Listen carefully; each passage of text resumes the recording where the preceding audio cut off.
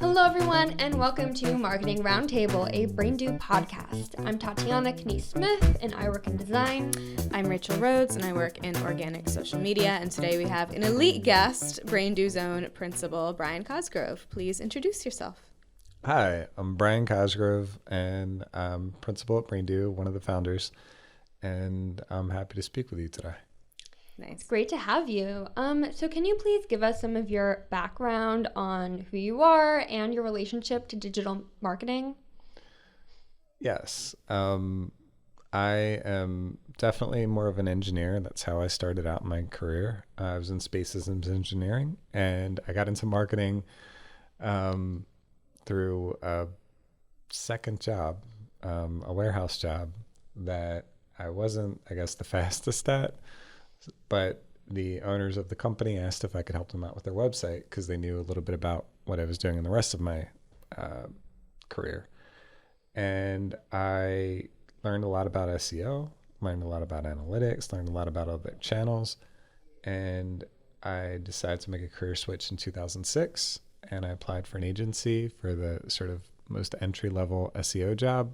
And the strength of my interview landed me several levels up. So I knew I had a knack for it, and that's how I got started. That's an impressive start to be hired several levels up from what you interviewed for. How many people get to say that? Yeah. It was wild. I went in there hoping just to get the job. Yeah. And apparently made an impression on some of the more senior people there. But it was an interesting time. I don't think there were a lot of experts in the space. And I feel like even today, there are a lot of people that have like a certain level of knowledge around different marketing pieces, but there are still a pretty small number that have the ability to do really advanced strategies and really be competitive. So I'm excited to be part of it. Yeah. And was that mostly self-taught SEO up until that point? Yeah, I mean, I approached it from an engineering perspective and a bit of an academic perspective. So I was reading, papers about the algorithms. I was trying to understand how the scoring worked. And, I was looking at it, very much from a numbers perspective, like how much traffic are we getting? Exactly where are we getting it? Why are we getting it from there? What are the factors? And algorithmically, what does that page look like if I were to try to profile it? And so it gave me a much better sense, I guess. I was much more to the point on the nose with like how to, really how to improve things. And I would also spend a lot of time reversing out anything that did rank well. The answers, when we're doing a lot of internet marketing, the answers are right in front of us. Because of the nature of marketing, you can see what everybody's done if you're analyzing it, if you're studying it. So I spent a lot of time trying to understand success and trying to understand why did this page outrank that page. So it helped, and I was able to do really, really well with it. Yeah, and with your SEO background, you have a history with our VP of SEO, Ron.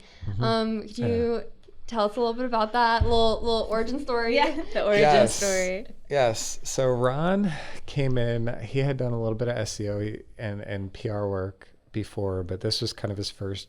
This was a big step up. This was a big step for him to join the team, and I spent a lot of time walking him through kind of my own, methods of keyword research, my own ways to do categorization and try to group different keywords together and just describe the universe of keywords we wanted to rank for. So I did a lot of work with him, kind of a lot of spreadsheets and a lot of, research, a lot of different ways to analyze content. And his background was more from the writing and content side. So it blended well because his strengths, complemented the very technical approach that I was taking to it. Definitely. Yeah. Two halves of one whole. Yeah, it was good. It was great. Yeah. It was great. We worked together for a few years there, and his career went, in different directions. We really excited that we got a chance to work together again. Yeah. It's so cool. And you've like really built good connections with people when they're coming back like into your life later on. It shows a real like strength of character, I think. And obviously, you know, you did end up starting your own digital marketing company. Yep. So can you tell us a little bit about, you know, what made you want to start BrainDo and what your goals were there? Yes. So part of me has always been a little bit entrepreneurial. Since I was young, I always thought I want to create something, you know, like, but I did like working with some of the other companies I was at for a certain period of time. I just kept seeing opportunities that I'm like, this could be better. We could do something better over here. A big thing for me was I wanted to give opportunity to people that didn't kind of have them moving along a certain structured hierarchy. Like I wanted to create opportunities for people to do impactful work earlier on. You know, thinking a bit more about, you know, people that might be sort of stuck in a certain position and not really able to move ahead. I wanted to make sure that I was, you know, to me, it was always important to me to make sure to create those opportunities to kind of like allow people to mature, and not to be in an organization where we'd rather you just stay in the same position and we'd rather you just do the same thing 10 years from now that you're doing today. So me being very growth oriented meant that was a strong value when I was starting BrainDo. Another part is I wanted to create a nurturing culture. So for me, it was very much a culture play. I saw cases where certain teams were working extremely well together, and I saw cases where teams were really not, you know, and people were burnt out, people had resentments toward each other, and there were a lot of challenges. I wanted to create an environment where people really were supportive, that they were naturally collaborative instead of being pitted against each other and competing with each other.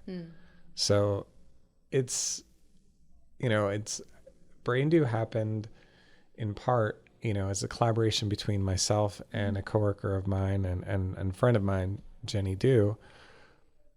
We wanted to create the place that we wanted to work at when we were doing, you know, that, when we were in those roles.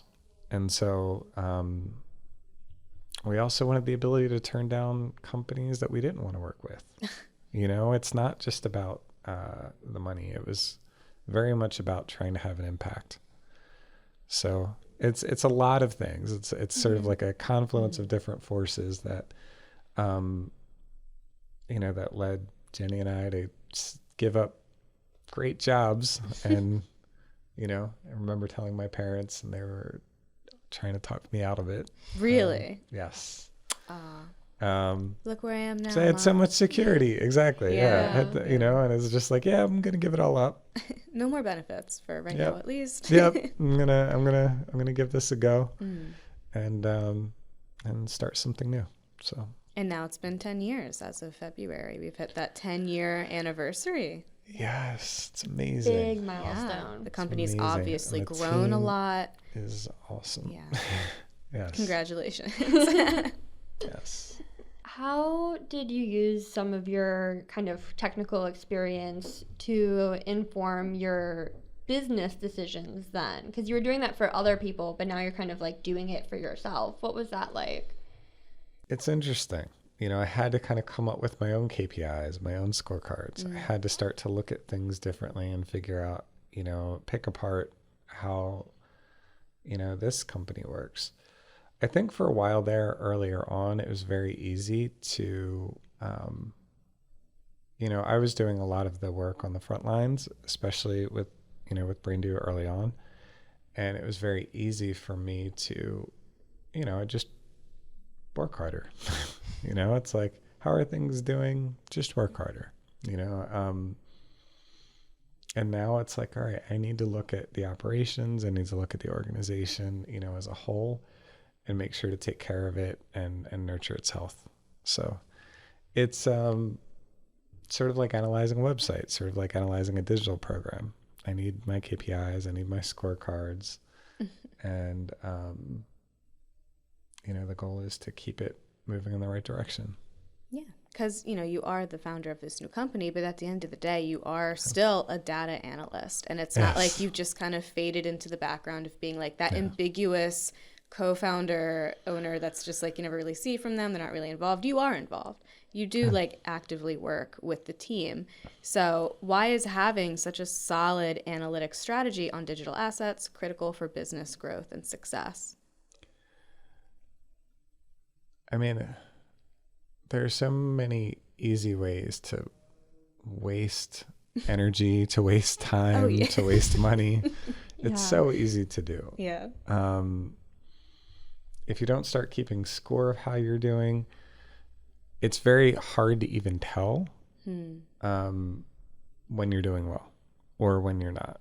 It creeps up on you. You kind of find out after the fact when it starts impacting things. Yeah. If you're not, keeping track on sort of those leading indicators.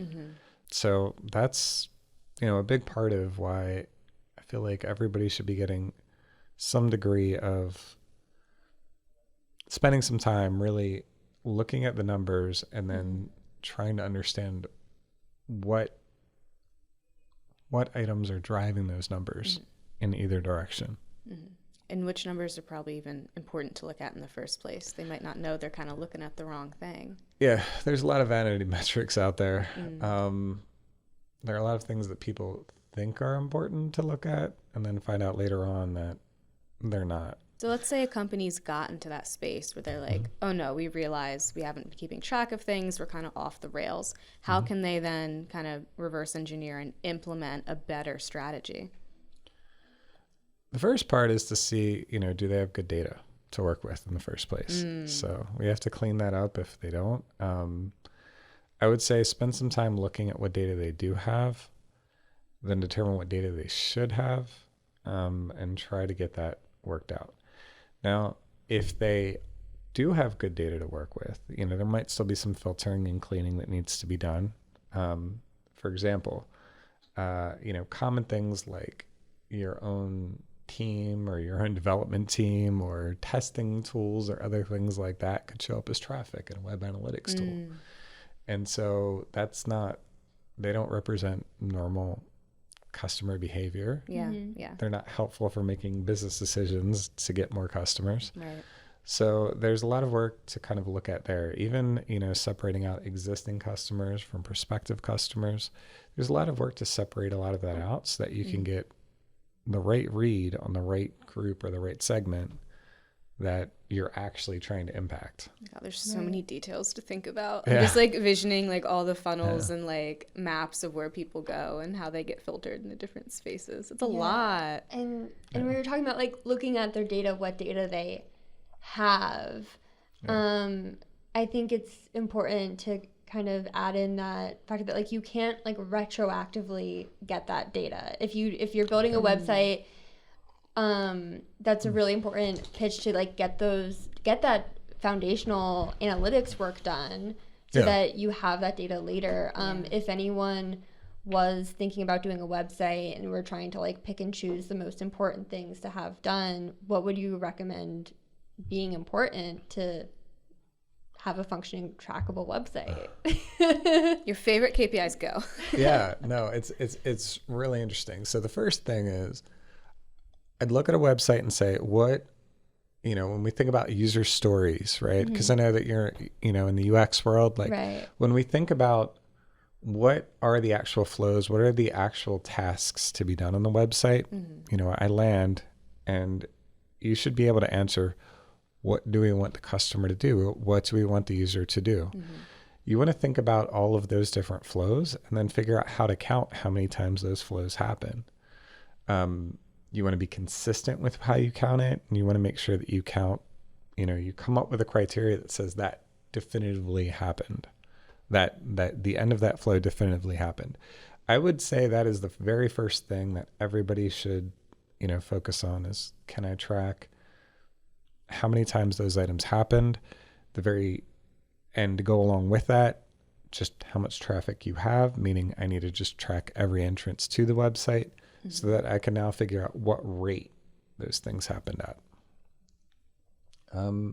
So I would say that's the first thing to focus on. In today, we've moved from thinking about what I'd say would be early web analytics, which was just how many page views that I have. And we moved into eventing sometime, so if we think about, 90s to early 2000s, it was just counting loading of web pages.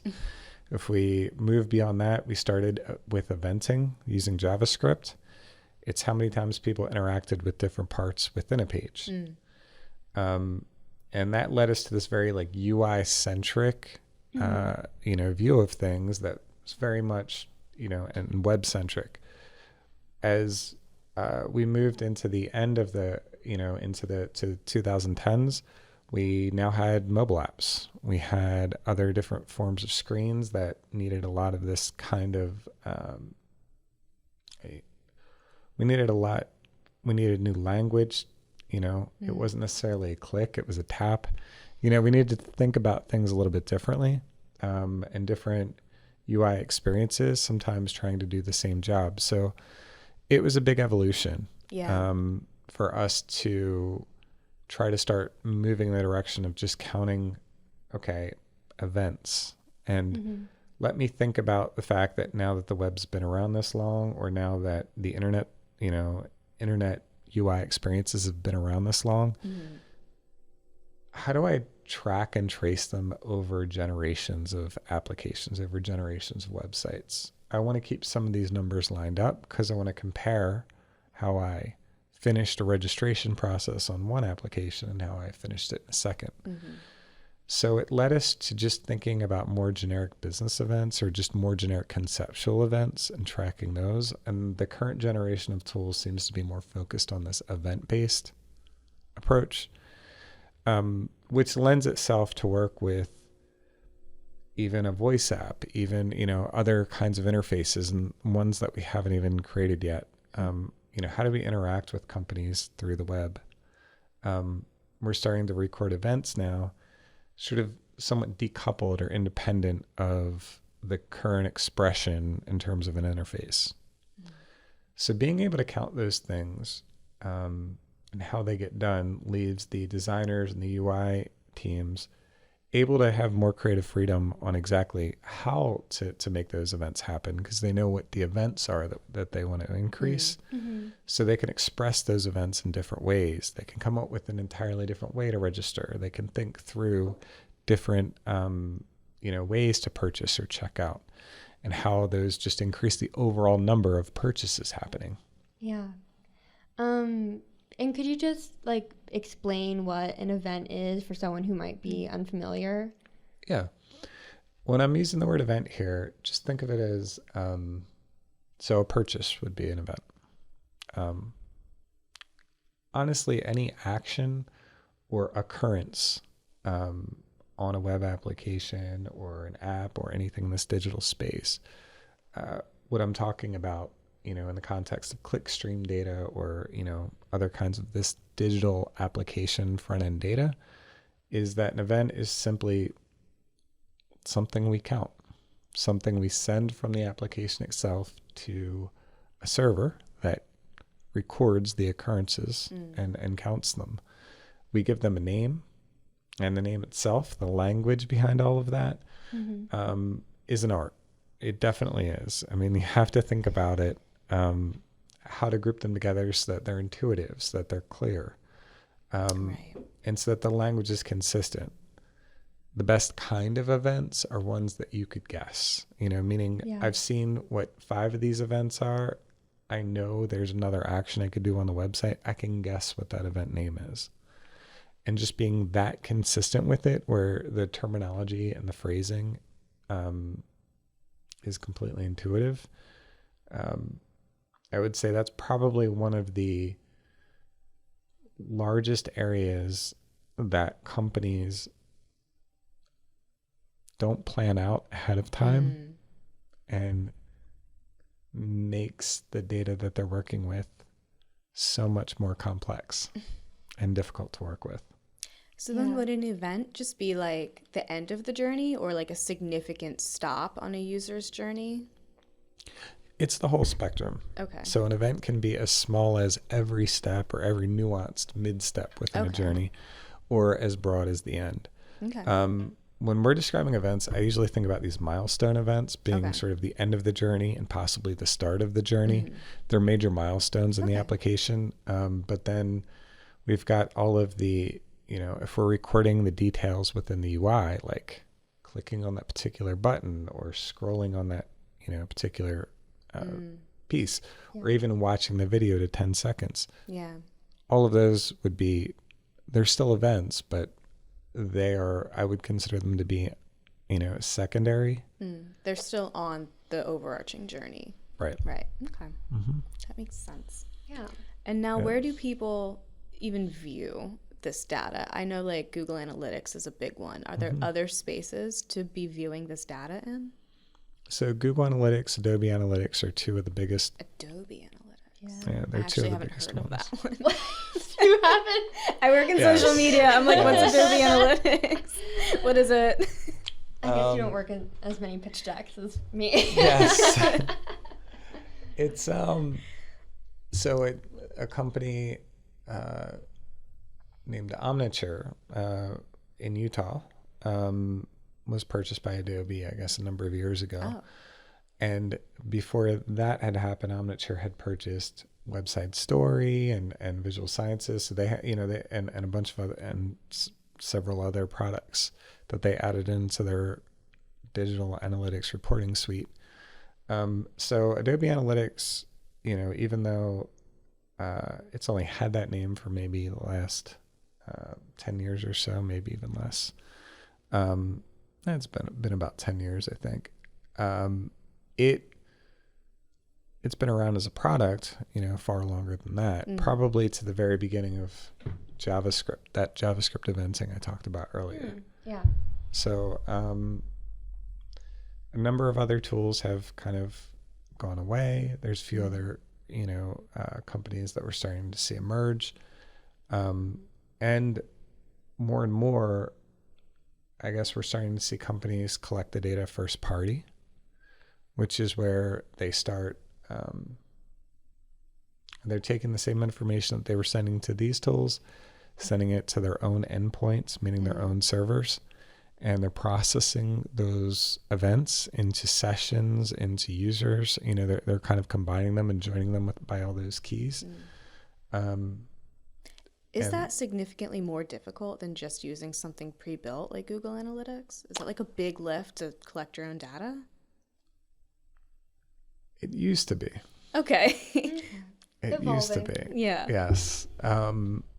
Cloud services have changed a lot.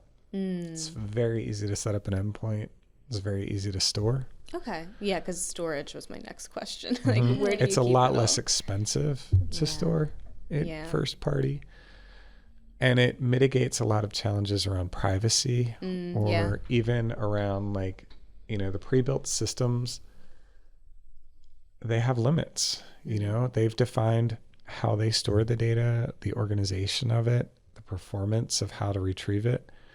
When you store it yourself, you don't have those limits. You get to make those decisions. Yeah.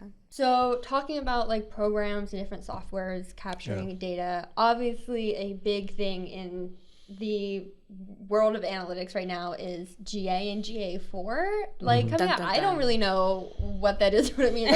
I know we've talked about it a lot. Can you kind of tell us what's going on with that and what we've done with that? So when we think about GA, GA came from Urchin, which was a California company. That was the first, that was sort of the predecessor to GA, and they purchased Urchin, I guess, around 2005, maybe-ish, 2004, 2005, somewhere in there. They started evolving and building on top of it. Back then, they could take these log files that your web servers created, and they could crunch those and turn those into reports. And then separately, there's this idea of all of these JavaScript events that I was talking about earlier. Right.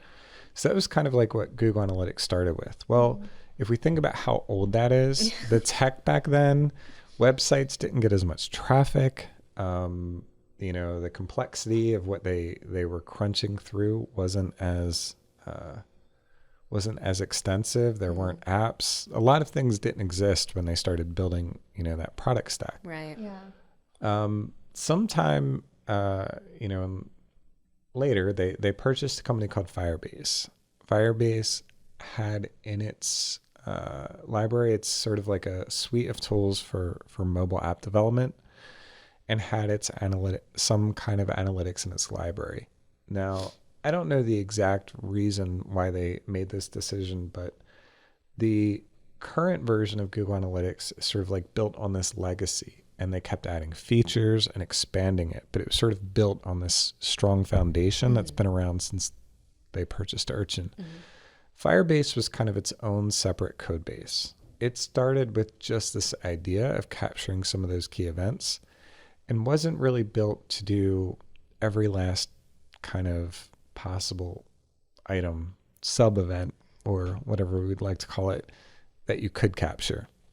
However, it most likely had a lot of benefits in how it was architected when it comes to scale. And the internet is so big right now, and the amount of traffic and events are so big. Still growing. Yes, exactly. And it will continue to grow.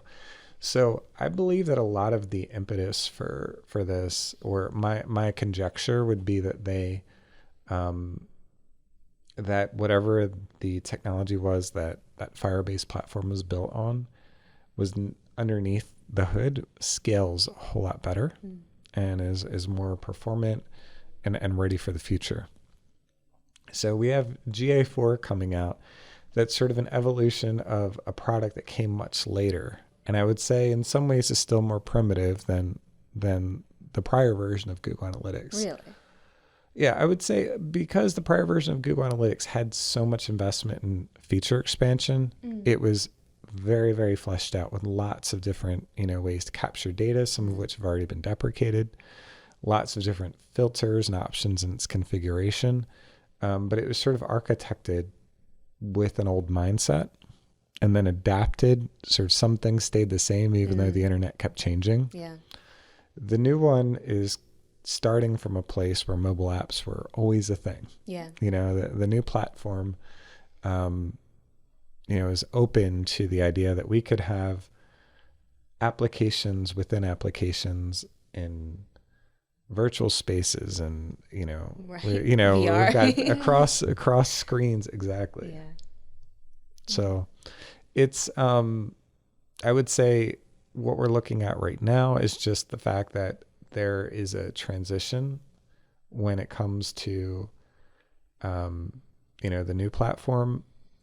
Some of the things we were doing before don't translate easily. It doesn't store in exactly the same way. We don't necessarily have as many slots to put data in. However, it's forced people to rethink how they're tracking in the first place and possibly clean up a lot of their old issues. And, the main benefit being that it should scale well into the future. Yeah. There's a reason I believe that Google's making the investment in this new platform. Right. Exactly. Yeah. And so, what does that mean for businesses who have their data in Google Analytics right now? Because there is a hard switch coming. Right? It is a hard switch. Yes. They've been talking about the switch though for years. So it's kind of like Real ID. Yeah. In 2026, we're switching to Real ID. Yep.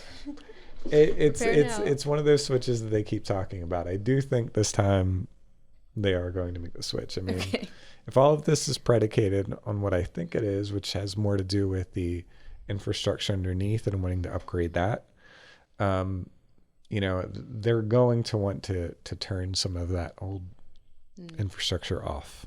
Well, they already have a little bit, right? I think they've done a lot of things to guide you away from creating new properties or using the old version of GA, but it's still there. I think, but we're hitting that deadline right now where things are going to stop working. Yeah. And only the people on the paid accounts will still have a little bit more runway. Okay. So we'll see. But yes, no one wants to fly blind. No one wants to be running a web program without any measurement. So I am hoping that more companies catch up and get their GA4. Yeah. Do you think the messaging is out there? Like it's coming and most companies are aware? I think some people are, if we think about where this fits in, a lot of entrepreneurs, a lot of companies that have a digital presence, but not necessarily aren't a digital first company, they look at a lot of, these kinds of tools and they're like, I'm just getting my head wrapped around the old version of GA. Right. Like, they're still learning how to run digital programs. And so for those companies, I don't think they're ready to make a switch. The companies that have been very digitally focused, their challenge is a little bit different. They've been doing so much with the old version of GA that if they can't replicate or make comparable numbers in GA4, they don't use it. The problem that we're running into right now is they're not going to be able to use the old version.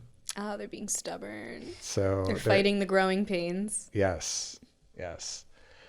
And the numbers are different. It calculates sessions differently. It counts things, differently. Attribution is completely confusing for someone who was using the old version of GA to the new version.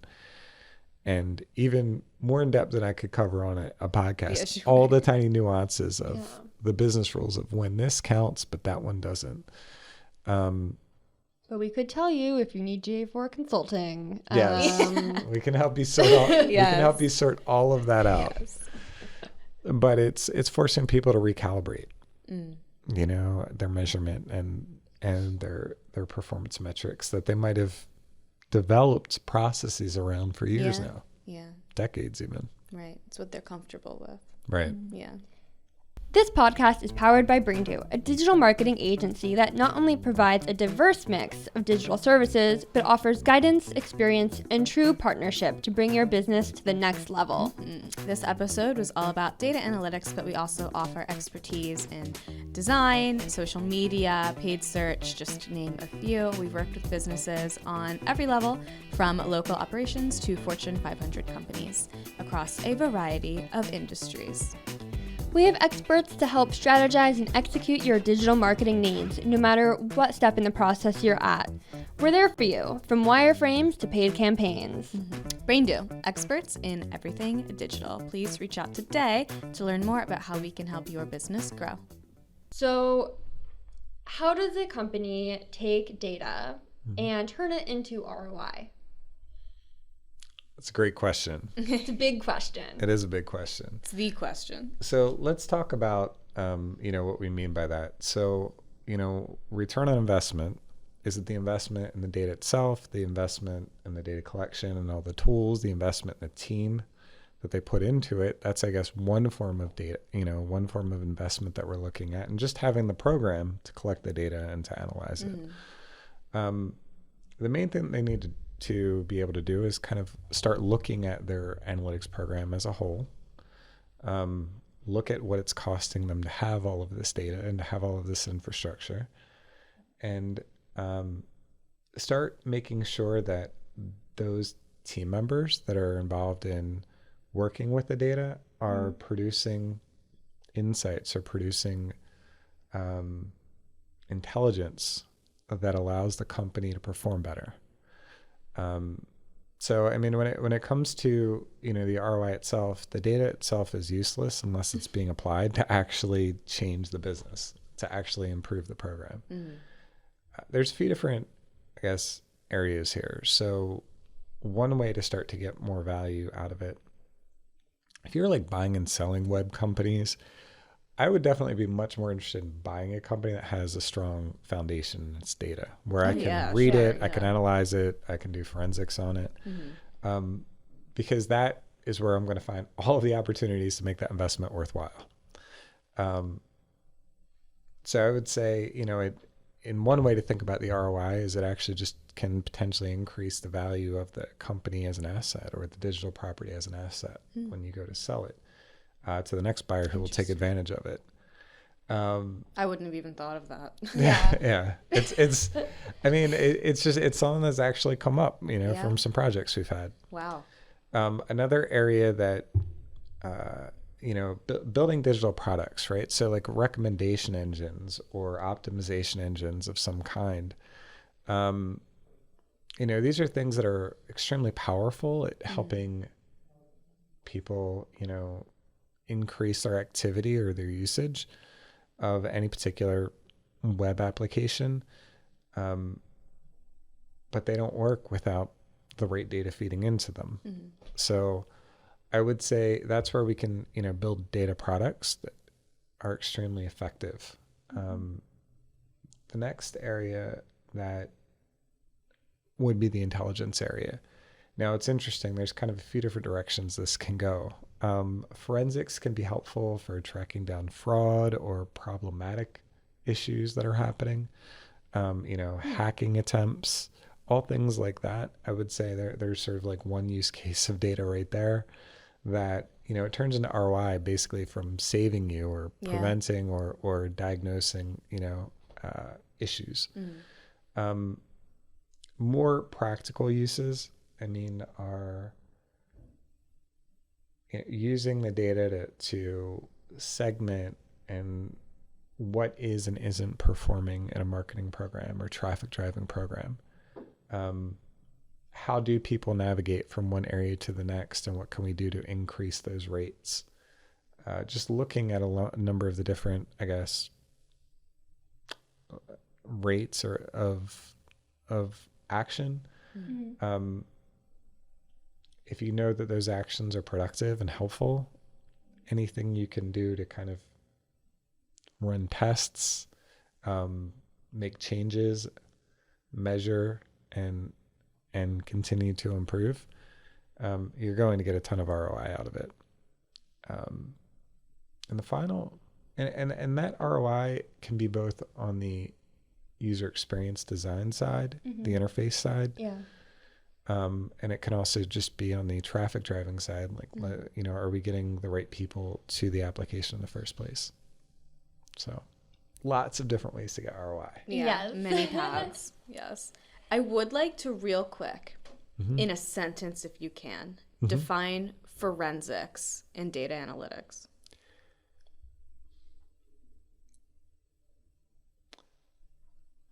Looking backwards from an occurrence of a problem or an issue at all of the tiniest levels of activity that preceded it to both profile, understand, diagnose, and potentially to prevent that issue. Nice. I was picturing that in my head as a sentence, and I was like, he's really making this a nice, well-built sentence. Okay. Clauses. That also, obviously a lot of people associate forensics with, CSI.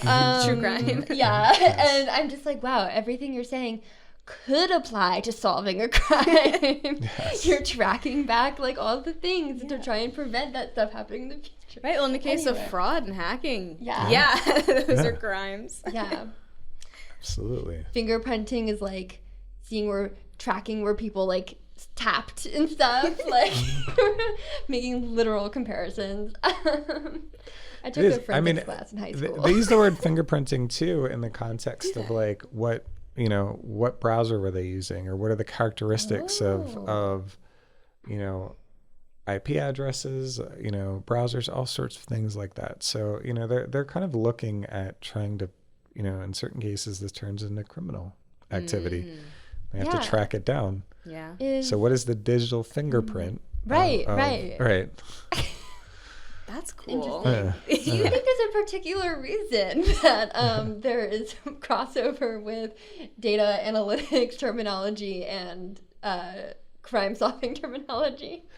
I think it's just because it really is a place where crime can occur, right? So in the same way, it's usually the only place, this digital analytics is the only place really to find records of what activity occurred.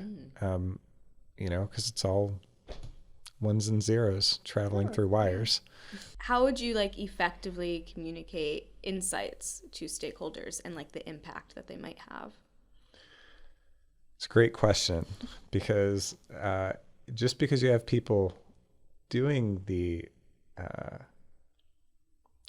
doing a lot of analysis, if the intelligence itself isn't properly communicated to the right stakeholders, they're not going to use it.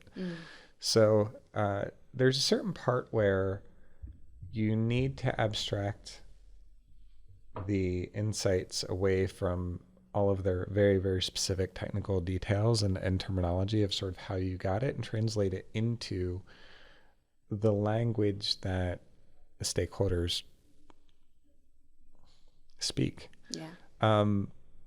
It's a lot easier for me to say, if you do X, sales go down, than if you do X, then clicks on such and such, part of such and such screen, and they don't know what the names of these screens are, are reduced by, 13%, which has a longitudinal, I don't know, which has a long range impact. Right. They're not even necessarily interested in knowing that full journey. They just want to know X equals X. Right. Why? And Why? honestly, I wasn't good at math. honestly, they don't even just want to know that. They want to know, and what can we do to improve it? Mm-hmm. Yeah. So they want to hear where things are headed. They want to hear, the issues only insofar as those issues lead to solutions and start to allow them to move, the initiative in the right direction. So I would say the most important part is to be brief in explaining the detail, knowing that you have a robust body of evidence behind it. That way they know they can trust what you're sharing with them. Yeah, if they have questions, you have more answers. Yes, you can go as far down the rabbit holes they'd like to go in detail. Yeah. And you can accurately articulate your confidence in the data, in the insights that you're pulling. Right. But they really only care about the intelligence itself and not necessarily every last detail and nuance about how you gathered it. Right. Keep it simple. Yes. Okay. You've gathered all this data, Yeah. and you're creating insights. Which, I mean, like an insight, at least my understanding, is kind of like your solution theory, kind of like your hypothesis in science when you're doing like a lab or an experiment. You're like, this is my hypothesis. I think this is causing this, and now I'm going to like test it to see if that is the cause, like recreating the thing. The insight should actually be the result of the test itself. Oh. So Okay. I would say, I think about it, we're going to have a lot of observations, right? And then the observations itself should be synthesized into something that is more advanced than the observation by itself. It's like A happened, then B happened, ... C. The insight has more to do with gathering all of the C's. Okay. Yeah. Now, when it comes to tests and all of that work, it you may start off with certain observations to construct a test, to come up with a test plan. One thing that a lot of companies aren't doing is having a proactive testing program or a proactive insight program. And so that means they don't have a director or a manager working with a calendar of all of the different studies that they'd like to perform over the year. They have more of a reactive program where, the marketers ask questions or the user experience people ask questions. And the problem or the challenge with that is that it means that some of the time they aren't doing, they're only doing, the value of the work they're doing is only as good as the questions that they're reacting to, that they're being asked.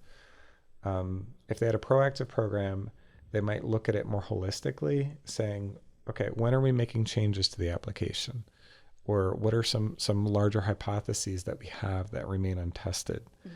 They're going to time things broader, not just specific insights into one issue that happened last Tuesday, but broader topics around how do we want to perform next quarter or 2 quarters from now? And they're going to be doing work in advance that's going to come in sort of at just the right time to make changes, to have an impact. So going back in that direction of insights, I guess one thing that I would say that needs to be done is that the observations need to be turned into insights, which are sort of the nugget of valuable information that we gathered from it.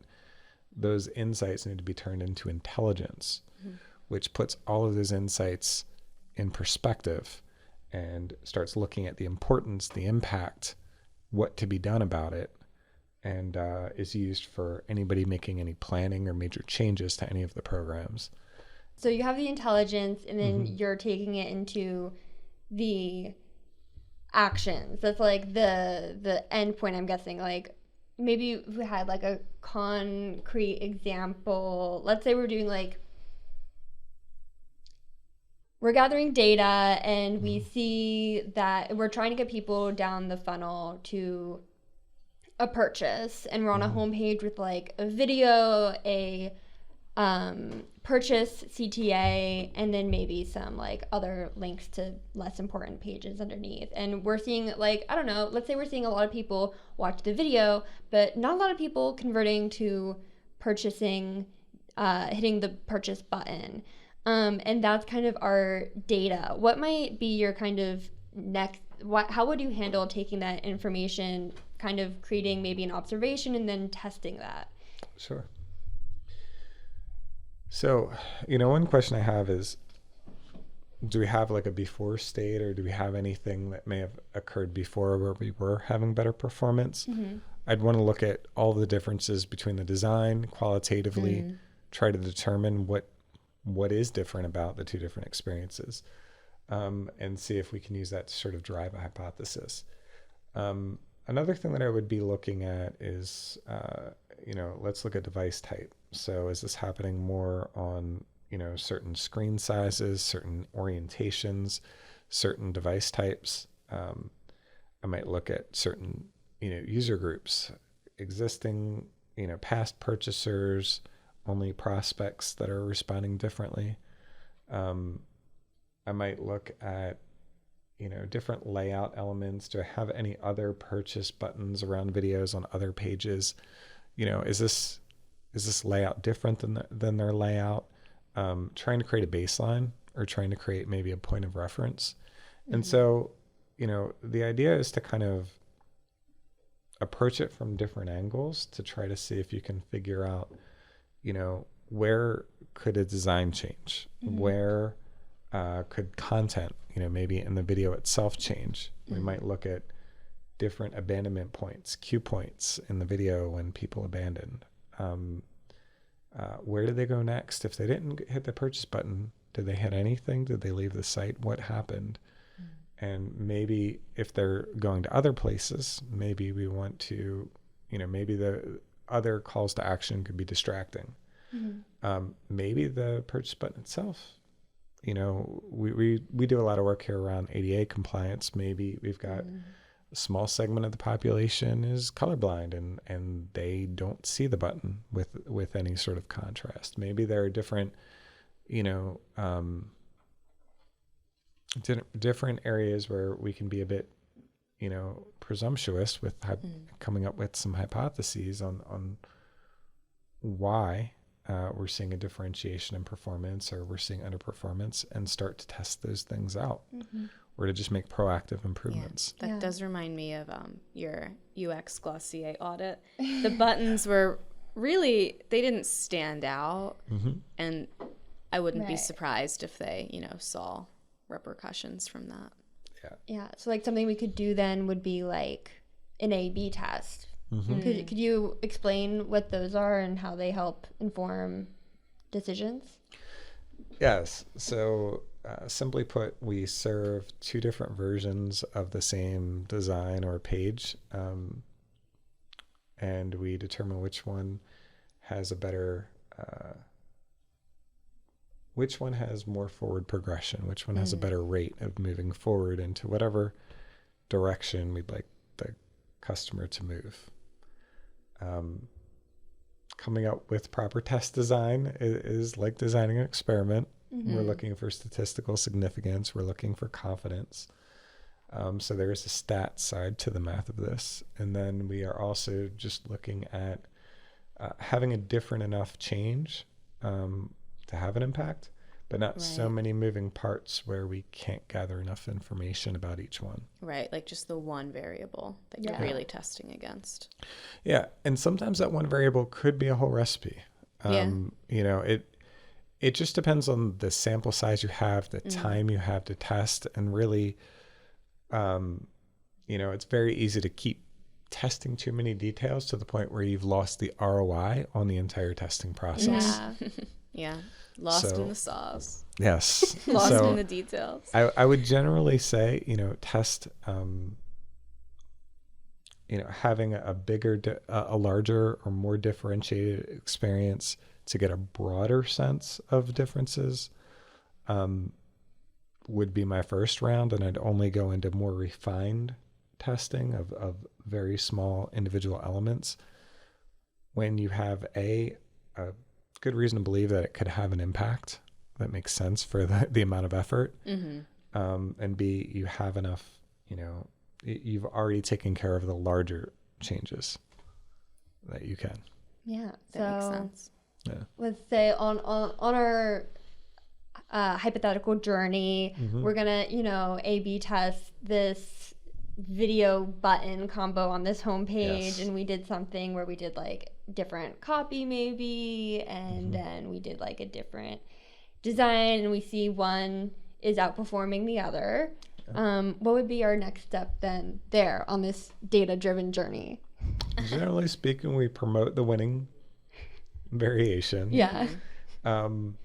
What I would say a lot of people don't think about is now abstracting the principle behind it and kind of maintaining or sharing that story with the UX design team and other people involved in the process to make sure that they start from that place of the winning concept, you know, when they go to design the next screen. Yeah, the why. So, Yeah. Something I had on my mind is when we were interviewing Kelsey Benoit, she shared with us a great anecdote that really I thought aligned with BrainDo's core values as well about being data driven. And it's that like she had a mentor tell her, you know, don't trust your gut, trust the data, and how that saved her and she's sure her clients like a lot of money and on like not doing the thing you think you should do, you want to do, but like the actual substantial thing. What like how would you handle that kind of situation where maybe somebody has like a gut instinct and you're like here, but the data might be saying something else? Yes, I think an important part there is to partner with all of the people that have strong opinions or strong feelings towards something, in that, you know, make sure that they feel heard and understood, and try to understand the angle that they're coming from. So, you know, when I think about, you know, a strong design idea or a strong concept, I might say, if that's working, how would we see that in the data? Once we have a good understanding of like what it would look like, what success would look like, then we just say, we're just going to run a test. We're going to test it against maybe some other concepts or some other areas that maybe some other folks have strong opinions about, or that we've seen work well in the past, or something inspired from what, you know, a competitive situation or an analog, you know, to what we're doing that seems to be performing well. Right. And we put it out there, we test it, we try to learn, you know, sometimes it's not cut and dry. Concept B performs better than concept A sometimes, or in certain cases, or certain ways. And we use that to try to come back and say, okay, this is what we're pulling out. This is what we're seeing. This is what we, you know, maybe we should test a variation, a blend of the two, or maybe we should try concept B under these circumstances and have something a bit more like concept A in other circumstances. As long as everybody on the team is aligned that we're just trying to do the best thing for the company, for the digital program, for the application, we should be able to set, some egos to the side and also leave it out there that it's like this idea, to not invalidate anybody's ideas, that this idea could work under a different context or in a different situation. Yeah. And so I'm not, trying to, there's no reason to attack it. Right. So. Like it might be a great solution for you, but it might not be the best solution for like the person you're trying to reach. Yes. And that those are just different things. Yeah. A data-driven organization, generally speaking, should be able to incrementally improve itself over time and prevent a lot of waste or a lot of loss. And you can still do big, bold ideas and be data-driven. One thing I think that's important is just to make sure that everybody aligned. If you're an analyst and you're trying to give them the answer on how to improve, certain numbers, make sure everybody's aligned that those are the right numbers. Yeah. And once you know that you're definitely going after the right numbers, then make sure they understand why your recommendations are what they are, really why the intelligence is telling you something different maybe than what their gut is suggesting. Yeah. So as we wrap up here, what are kind of 3 quick tips you might give another business trying to increase their data analytics ROI? I would say invest in the quality of the data and its collection. And then set up that proactive process that we talked about earlier, in that you have someone doing proactive analyses, looking at the larger program and the big picture. And then I would say start being open-minded that you will be using this data to create new data products in the future. Yeah. With the advancements in AI and machine learning, and with the fact that we have the ability to create responsive experiences, start planning ahead to be able to use this data in new creative ways in the future, and that the investment in the other 2 areas will pay off. I think it's really easy for people to stay focused on the present, but for something like this, you have to also have that focus on the future. Absolutely. Yeah. Absolutely. Well, thank you so much, Brian Cosgrove, for being a guest with us here on the Marketing Roundtable podcast. As always, you can follow BrainDo on Instagram and TikTok at brain.do. You can connect with us on LinkedIn. That'll be linked in the description box below. And we will see you next time on The Roundtable. Yay!